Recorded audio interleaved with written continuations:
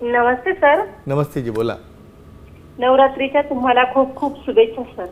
धन्यवाद. तुम्हाला आमच्या सामतर्फे, तुम्हा दोघांनाही आमच्यातर्फे नवरात्राची शुभेच्छा. सर, नेहमी सेक्स केल्याने युरिन कंट्रोलसाठी काही फायदा होतो का, याबद्दल सांगा सर. अच्छा, तुमचं वय काय सध्या? 30.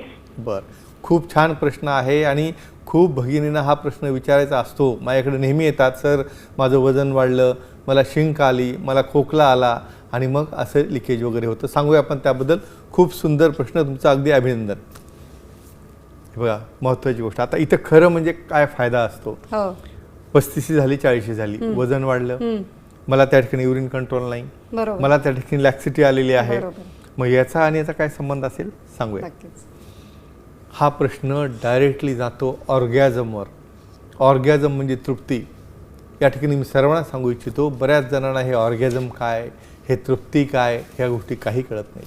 एक साध्या वाक्यात सांगतो, जसं पुरुषांमध्ये वीर्यस्खलन झाल्यानंतर त्या ठिकाणी मसल कॉन्ट्रॅक्ट आणि रिलॅक्स होतात, त्याचप्रमाणे स्त्रियांमध्ये देखील त्या ठिकाणी ऑर्गॅझम किंवा तृप्तीनंतर पेल्विक फ्लोरा कॉन्ट्रॅक्ट आणि रिलॅक्स होतो.